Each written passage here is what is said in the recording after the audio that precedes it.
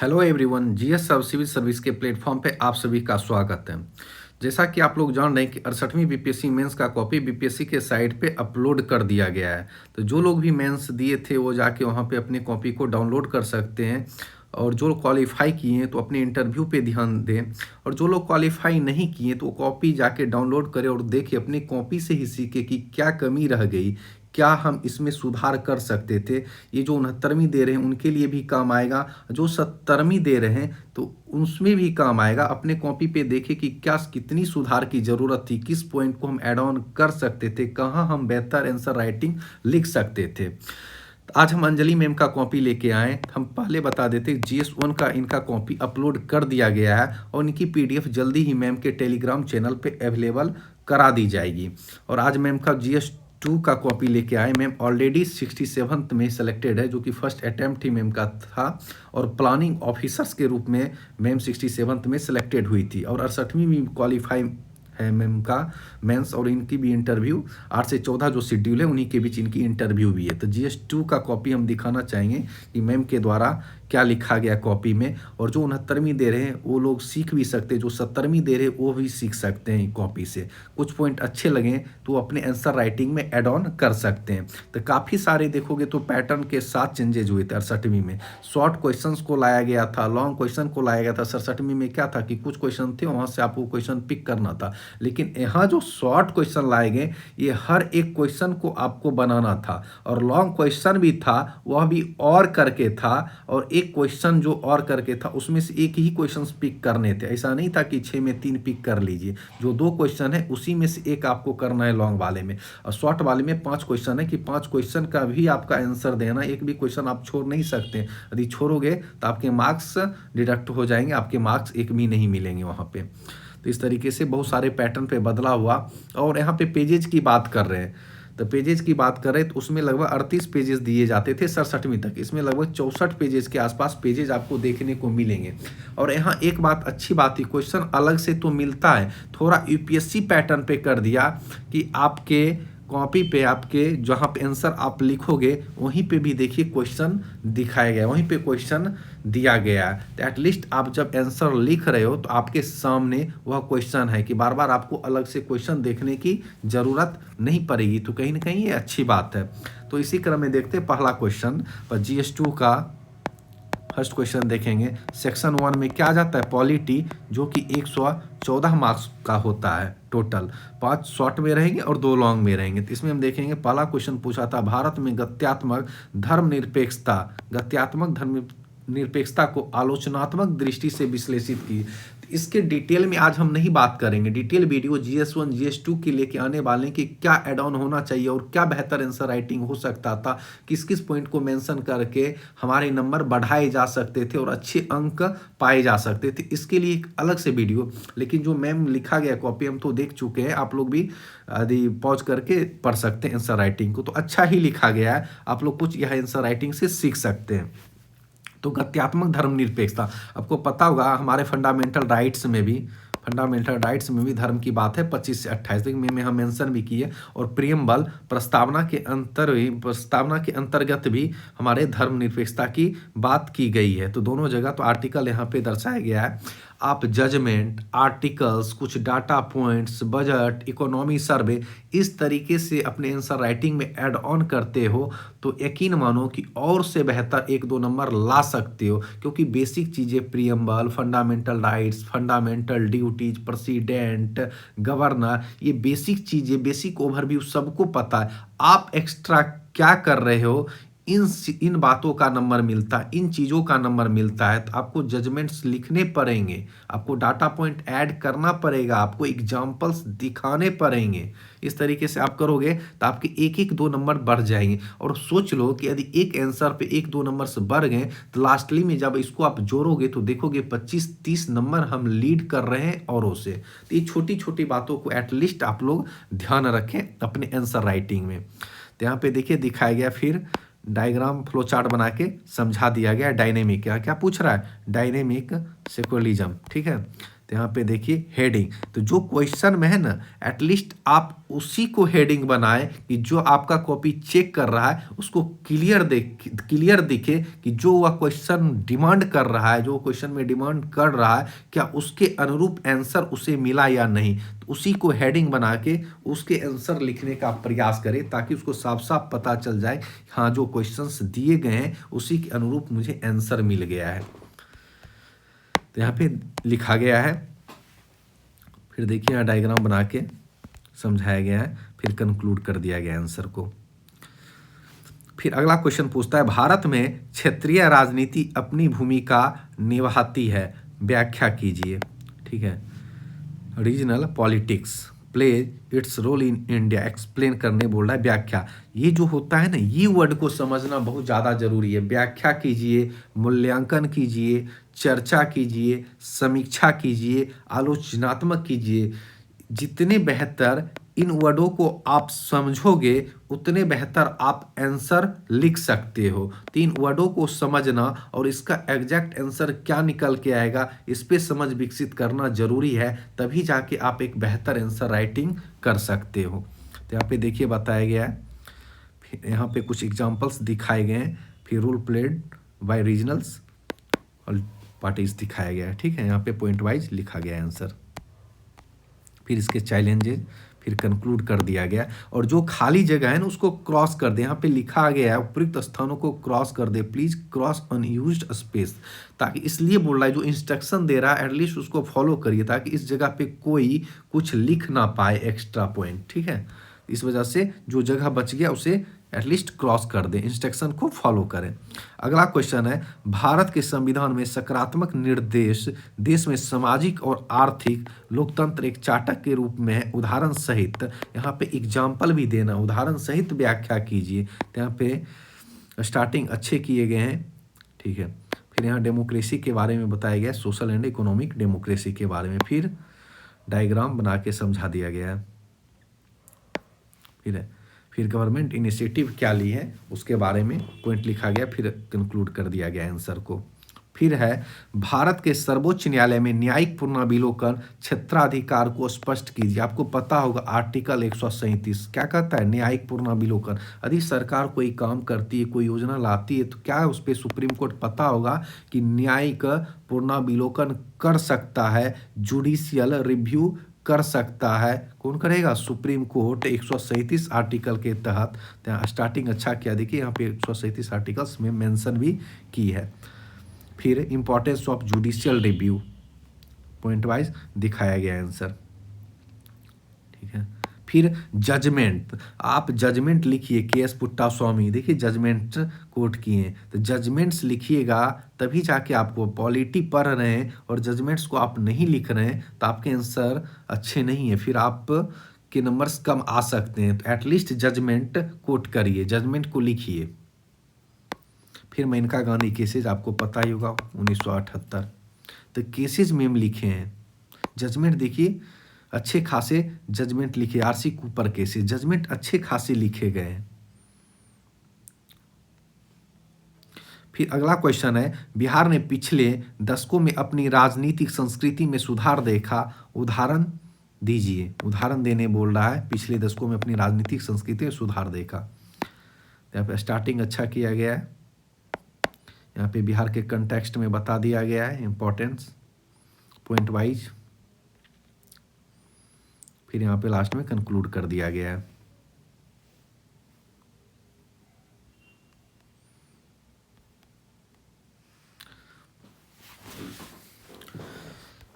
फिर देखिए अगला क्वेश्चन है जाति भारतीय राजनीति में एक भूमिका निभाती है, दशकों में इसके कामकाज में बदलाव आया है, आप पिछले कई दशकों में इसकी बदलती भूमिका को कैसे देखते हैं, क्या विकास का तर्क जाति के चरित्र को कमजोर करता है, अपने कारण दीजिए। तो यहाँ क्वेश्चन 2-3 पार्ट, जितने पार्ट्स में क्वेश्चन पूछे जा रहे हैं उतने पार्ट्स को आपको एड्रेस करना है। क्वेश्चन इंटरलिंकिंग करने आना चाहिए, क्वेश्चन क्या पूछा जा रहा है, आपकी अप्रोच डायनेमिक होना चाहिए, तभी बेहतर आंसर मिलेगा। तो स्टार्टिंग अच्छा है, कास्ट इन इंडियन पॉलिटिक्स, तो जो पूछा गया उसी को हेडिंग बना के यहाँ पे फिर लिखा गया है ताकि आगे जो कॉपी चेक करेगा उसको पता चले कि जो क्वेश्चन पूछा गया है उसे एड्रेस किया गया है।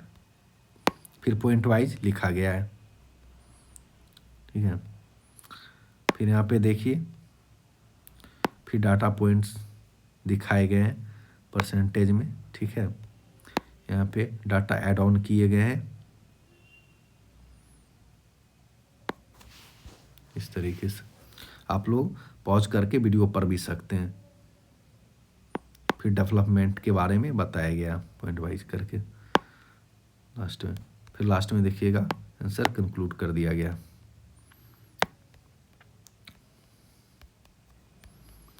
फिर अगला क्वेश्चन है, भारत के चुनाव आयोग ने चुनाव कराने में महत्वपूर्ण भूमिका निभाई है।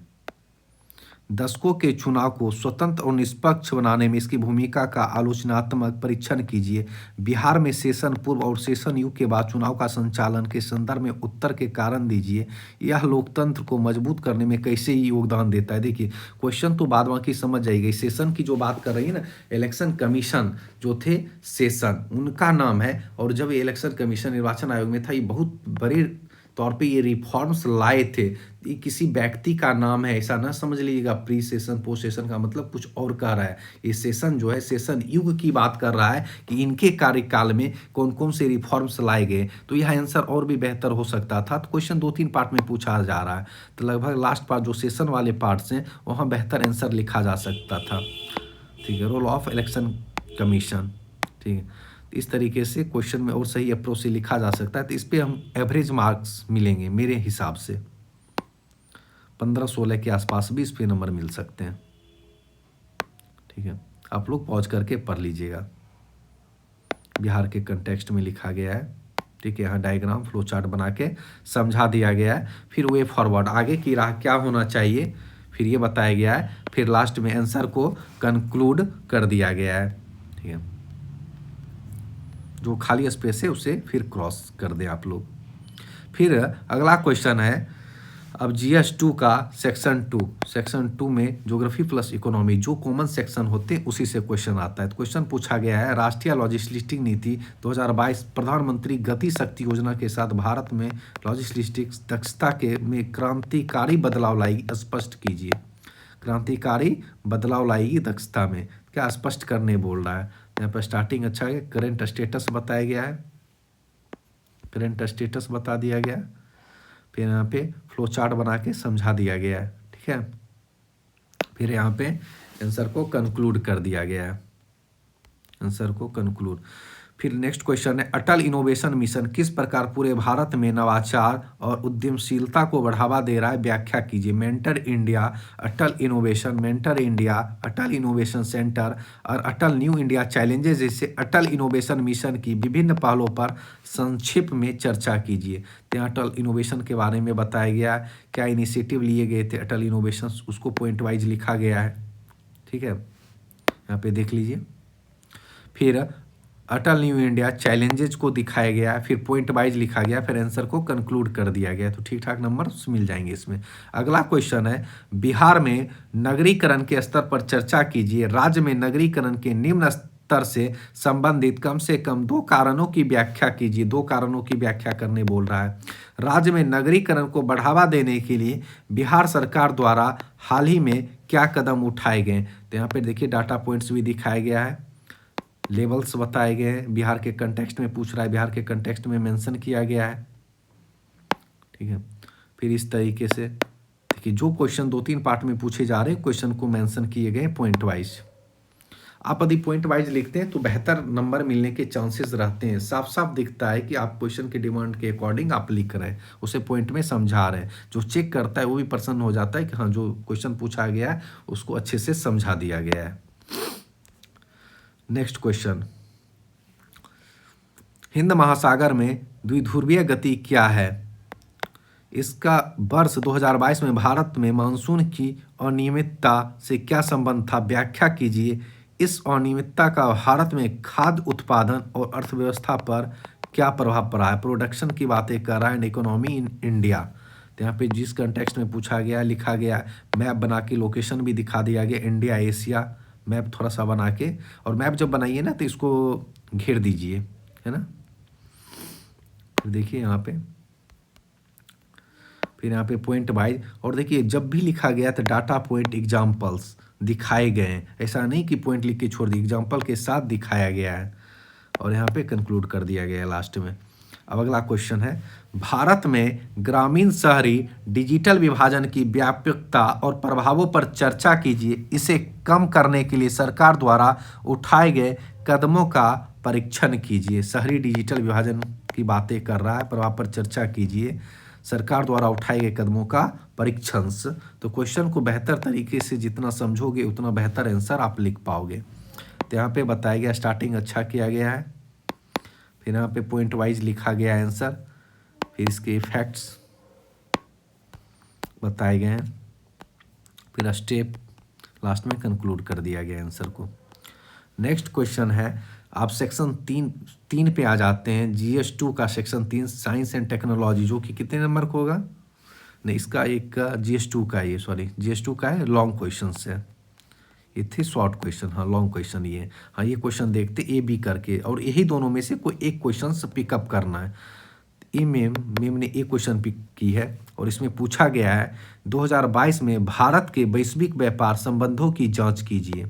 व्यापार बढ़ाने के लिए भारत द्वारा की गई विभिन्न पहल क्या है, भविष्य में भारत के वैश्विक व्यापार संबंधों को बढ़ाने के कुछ उपाय सुझाएं। तो यहाँ पर स्टार्टिंग अच्छा किया गया है, ठीक है, फिर ग्लोबल ट्रेड को बताया गया है, फिर पॉइंट वाइज यहाँ पे लिखा गया है, FDI इन इंडिया, ये सब दिखाया गया है, ठीक है, पॉइंट वाइज बताया गया है, फिर एग्जाम्पल्स भी लिखे गए हैं, सिपरी वगैरह के रिपोर्ट भी मेंशन थे, फिर यहाँ पे पॉइंट वाइज लिखा गया आंसर एग्जाम्पल के साथ दिखाया गया है। Various initiative taken by India, India ने क्या इनिशिएटिव लिए हैं उससे पॉइंट वाइज दिखाया गया है, ठीक है, थोड़ा फ्लो चार्ट बना के समझा दिया गया है और लास्ट में कंक्लूड कर दिया गया, तो आप लोग पॉज करके पढ़ सकते हैं आंसर को। अब अगला क्वेश्चन है, AB में B नंबर क्वेश्चन पिक किए, कच्चे माल के आधार पर बिहार को वन आधारित उद्योगों, कृषि आधारित, क्या पूछ रहा है, वन आधारित उद्योग, कृषि आधारित उद्योग और खनिज आधारित उद्योग में विभाजित कीजिए। उन उद्योगों की अवस्थिति को दर्शाने वाले स्वच्छ रेखाचित्रों द्वारा अपने उत्तर की पुष्टि कीजिए। तो यहाँ पे देखिए स्टार्टिंग अच्छा किया गया है, ठीक, इंडस्ट्री इन बिहार दिखाया गया है,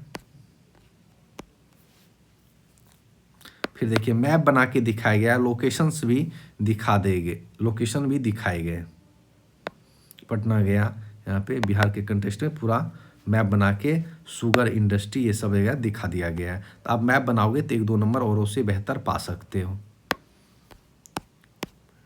फिर पॉइंट वाइज आंसर लिखे गए हैं, फिर मैप बनाया गया है बिहार का, फिर इसको पॉइंट वाइज लिखा गया और एग्जाम्पल के साथ दिखाया गया है, फिर मिनरल्स के बारे में बताया गया और मिनरल्स कहाँ कहाँ मिलते हैं इसको मैप बना के दिखा दिया गया है,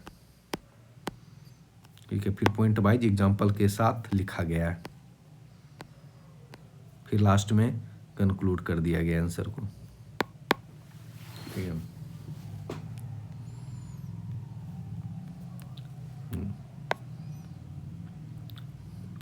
अब GS2 के लास्ट सेक्शन की ओर चलते हैं, सेक्शन 3 साइंस टेक, कितने नंबर का आता है, 72 नंबर का। जो 5 क्वेश्चन शॉर्ट में पूछा जाएगा वो 36 और एक क्वेश्चन लॉन्ग में 36 नंबर का रहेगा। तो इसमें पूछा है भारतीय परिप्रेक्ष्य में तकनीकी टेक्नोलॉजी का स्वदेशीकरण से आप क्या समझते हैं। तो यहाँ पे बताया गया, स्टार्टिंग अच्छा किया गया, बेनिफिट्स, फिर एग्जाम्पल दिए गए हैं,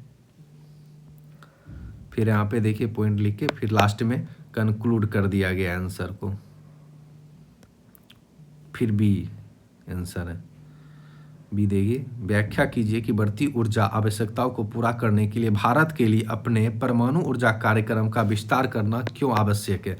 परमाणु कार्यक्रम में आवश्यक सावधानियां भी लिखिए। जो शॉर्ट आंसर है आप छोड़ नहीं सकते हैं, छोड़िएगा तो नंबर आपके डिडक्ट हो जाएंगे। ठीक है, आपको हर क्वेश्चंस लगभग करना ही है।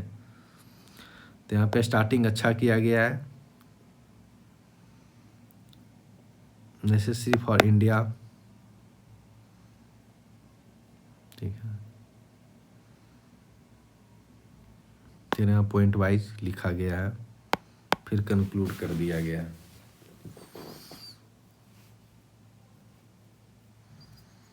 लास्ट में आंसर। अगला क्वेश्चन है, इंटरनेट और इंटरनेट में अंतर लिखिए, व्याख्या कीजिए कि किस प्रकार इंटरनेट और इंटरनेट मनुष्य के जीवन को बदल दिया। इस तरीके से क्वेश्चंस के लिए आप तैयार रहिए, अपनी इंट्यूशन लगा के लिखिए। ऐसा नहीं होगा कि आपको सारे आंसर परफेक्टली आते होंगे, परफेक्ट आप लिख सकते हो हर एक क्वेश्चन का आंसर, ऐसा नहीं होगा। तो आपको कुछ अप्रोच लगा के, तो इस तरीके से मानिए आपको इंटरनेट पता है, इंटरनेट नहीं पता है, तो कोई अप्रोच लगा के लिख दीजिए। इस सारे क्वेश्चन ऐसा नहीं कि ठीक है नहीं आता है तो नहीं करें, कोई बात नहीं, नहीं आता है तो कुछ भी आप लिख सकते हैं, थोड़ा बहुत लिंक करके, तो हल्का फुल्का नंबर मिल जाएगा, थोड़ा बहुत नंबर मिलने के चांसेज हैं। तो मैम भी पूरा एग्जैक्ट आंसर इंटरनेट का नहीं है, लेकिन ठीक है तो भी हद तक सही है। तो इंटरनेट के बारे में बताया गया, फिर डिफरेंस बीच में इंटरनेट और इंटरनेट के बारे में बताया गया है। फिर यहाँ पे पॉइंट वाइज लिखे गए, मेंशन किए गए हैं, आप लोग देख सकते हैं पॉइंट वाइज। फिर लास्ट में कंक्लूड कर दिया गया है आंसर को। फिर टेक्नोलॉजी आधारित बिहार के आधुनिकीकरण पर एक नोट लिखिए, एक नोट लिखने कह रहा है। ठीक है, टेक्नोलॉजी आधारित, यहाँ पे देख लीजिए लिखा गया है पॉइंट वाइज आंसर इस तरीके से, पॉइंट वाइज, लास्ट में कंक्लूड कर दिए गए आंसर। फिर नेक्स्ट क्वेश्चन है, स्वास्थ्य क्षेत्रों में नैनो टेक्नोलॉजी की भूमिका पर। नैनो टेक्नोलॉजी के बारे में हमेशा ये पहले हम बोले भी थे कि ये सब इम्पॉर्टेंट है, आप लोग एटलीस्ट कर ही लीजिएगा, और 69वीं में भी आने के चांसेस है जो लोग मेंस दे रहे हैं। नैनो टेक्नोलॉजी की भूमिका पर चर्चा कीजिए, विभिन्न रोगों के उपचार में इसका क्या उपयोग किस प्रकार किया जाता है, उदाहरण सहित, एग्जाम्पल सहित लिखने बोल रहा है। तो नैनो टेक्नोलॉजी के बारे में बताया गया, role of nanotechnology in health sector के बारे में बताया गया, फिर थोड़े से डायग्राम बना के, फ्लो चार्ट बना के थोड़ा समझा दिया गया है, फिर ट्रीटमेंट्स बताए गए हैं वेरियस डिजीज को लेकर। ठीक है, फिर पॉइंट वाइज लिखे गए हैं आंसर, और लास्ट में कंक्लूड कर दिया गया है। और एक 36 नंबर का लॉन्ग क्वेश्चन मैम इसमें ए बी में ए क्वेश्चन पिक किए। संगणक, इसमें क्वेश्चन पूछा है, संगणक एवं संचार टेक्नोलॉजी के क्षेत्र में प्रगति के साथ आम जनजीवन एवं सरकारी तंत्र के परिक्षेत्रों में भारत डाटा चोरी के गंभीर संकट से जूझ रहा है। डाटा चोरी मतलब साइबर थ्रेड के उन विभिन्न क्षेत्रों की विवेचना कीजिए एवं इन सभी क्षेत्रों में केंद्र सरकार द्वारा इसे रोकने के प्रयासों का वर्णन उपलब्ध तकनीकी टेक्नोलॉजी के माध्यम से संसाधन की सहायता से कीजिए। मतलब टेक्नोलॉजी की बात कर रहा है, तकनीकी संसाधन की सहायता से कीजिए। तो आंसर जिस कंटेक्स्ट में पूछ रहा है, आंसर उसी कंटेक्स्ट में लिखा गया है, यहाँ पे आप लोग पढ़ सकते हैं। Various areas of cyber threat यहाँ पे दिखाया गया है, एग्जाम्पल भी दिया गया है, देख सकते हैं यहाँ पे। फिर पॉइंट वाइज आंसर लिखे गए, फिर वे फॉरवर्ड, आगे की राह क्या होनी चाहिए, फिर यहाँ पे आंसर को कंक्लूड कर दिया गया। तो इस तरीके से मेम का GS1 का कॉपी पहले ही अपलोड कर दिया, 68वीं का, आज GS2 का कर दिए, लास्ट वन ऐसे बच गया, तो ऐसे का भी मेम का कॉपी लेके आएंगे, और आप लोग देखिएगा कुछ हेल्प मिलेगा तो वहाँ से सीखने का प्रयास करिएगा कि ऐसे का क्या अप्रोच रहा, ऐसे किस तरीके से लिखा गया। ऐसे जब आप तभी अच्छे लिख सकते जब आपका सब्जेक्ट पे बेहतर पकड़ रहे, जब सब्जेक्टिव बेहतर पकड़ रहे, सब्जेक्ट के ऊपर अच्छा पकड़ रहे, अच्छा नॉलेज रहे, अच्छा डाटा पॉइंट्स कवर रहे, तब जाके इससे आप बेहतर लिख सकते हैं। तो ऐसे का कॉपी भी मैं अगले वीडियो में लेकर आएंगे। GS1 का ऑलरेडी अपलोड है, लिंक इस वीडियो के नीचे भी दे दिया जाएगा, और इन सारे का PDF मेम का टेलीग्राम चैनल है तो वहाँ अवेलेबल करा दिया जाएगा। तो मिलते हैं नेक्स्ट वीडियो में, तब तक के लिए धन्यवाद।